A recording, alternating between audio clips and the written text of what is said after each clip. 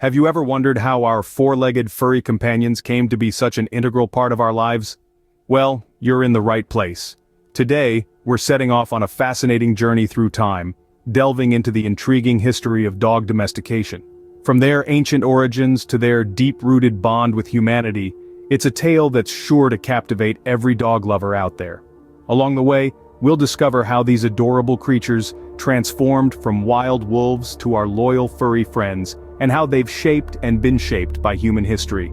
If you're as excited as we are about this incredible journey, don't forget to hit that subscribe button and stay tuned for more interesting content. So buckle up as we embark on this fascinating journey back in time.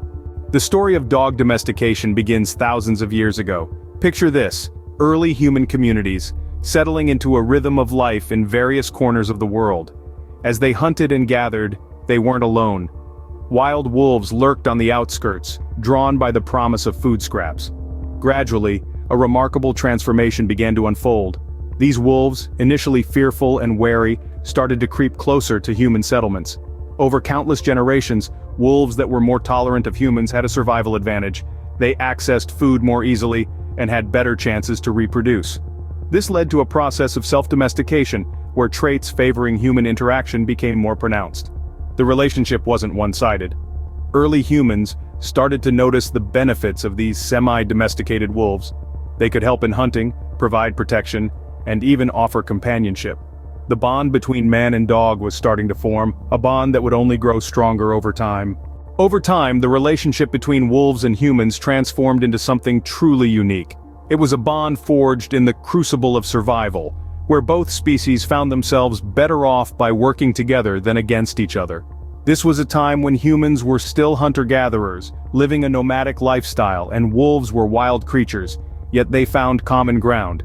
You see, humans were skilled hunters, but they often left behind scraps of meat and bone, which became a food source for wolves. Over generations, the wolves that were less afraid of humans and more willing to approach these leftovers thrived, passing on their genes and behaviors to their offspring. On the flip side, humans benefited from the wolves' keen senses and hunting abilities, which often alerted them to danger or helped them locate game. This was a relationship based on mutual respect and shared benefits. It was the start of a partnership that would span thousands of years, and it marked the early stages of domestication.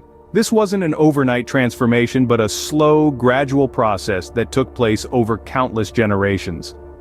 As this relationship continued to evolve, so did the wolves themselves. The more they interacted with humans, the more their behavior and even their physical characteristics began to change. They became tamer, more sociable, and their appearance started to differentiate from their wild counterparts.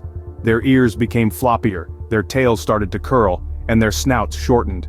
These changes were signs of what scientists call neoteny, or the retention of juvenile traits in adulthood. Through this process of natural selection and human influence, the domesticated wolf began to resemble what we now recognize as the dog. They started living in human settlements, providing valuable services such as guarding homes, herding livestock, and even helping in hunting. The bond between humans and dogs grew stronger, their fates intertwined. The domesticated wolf had now become the dog, man's best friend. This was the beginning of a friendship like no other, a partnership that has stood the test of time and continues to evolve even today. But that, dear listeners, is a tale for another day. As civilizations began to rise, so did the importance of dogs in society.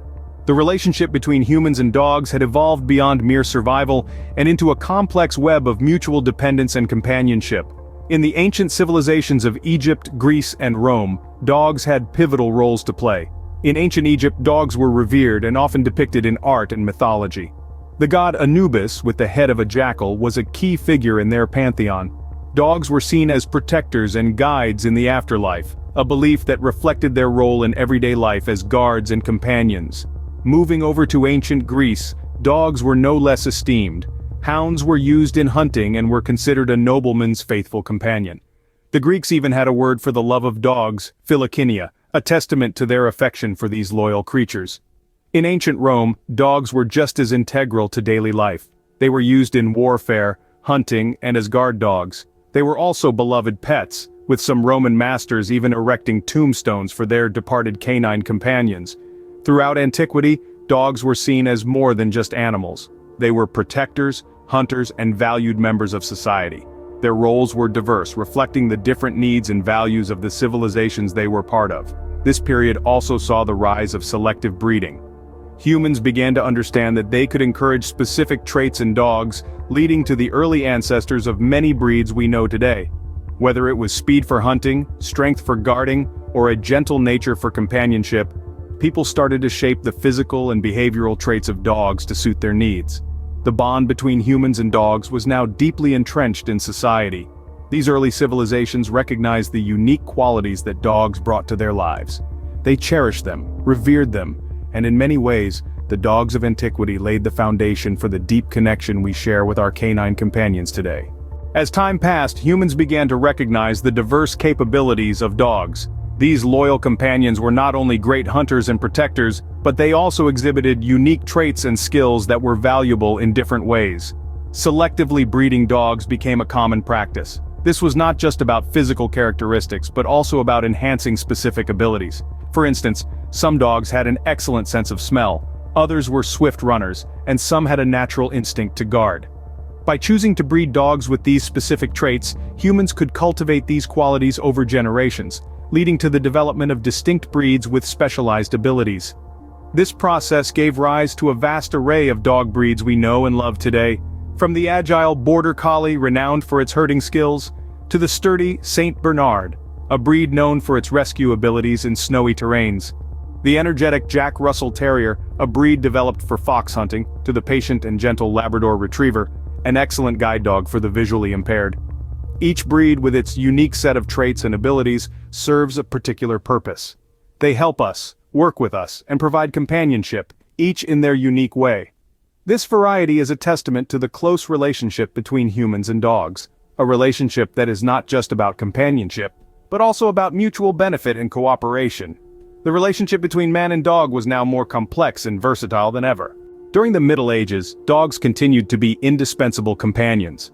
This era saw the roles of dogs diversify even further as they were integrated into various aspects of human life. They were not just hunting partners anymore, but also protectors of homes and estates, herders of livestock, and even active participants in wars. The medieval world was a dangerous place, and dogs, with their keen senses and protective instincts, were ideal guardians. They dutifully watched over their human families, their homes, and their lands, alerting them to any intruders or potential threats. Beyond protecting their homes, dogs also played a vital role in hunting.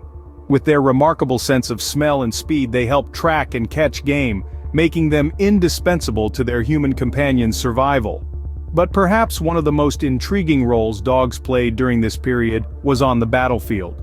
Large and powerful breeds were often armored and used in wars, not just as mascots or companions, but as actual combatants.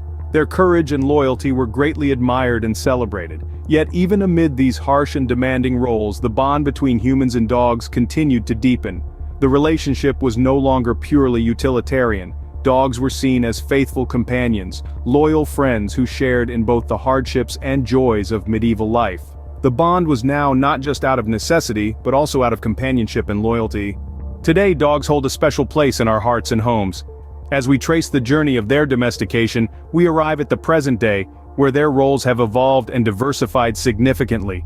Once primarily hunters and guards, dogs today are more than just pets. They're cherished family members, therapy animals, service dogs, and even social media stars. This enduring bond between humans and dogs is a testament to the millennia of companionship, mutual respect, and love. Dogs have adapted to our modern lifestyles, proving their versatility and resilience. They provide us with emotional support, companionship, and an unspoken understanding that transcends species. The evolution of this relationship underscores our shared history and the deep connection we've cultivated with these amazing creatures. Dogs are not just man's best friend, they are a mirror reflecting our own humanity, our strengths, weaknesses, and capacity for unconditional love. The journey of dog domestication is a testament to the incredible bond shared between humans and dogs.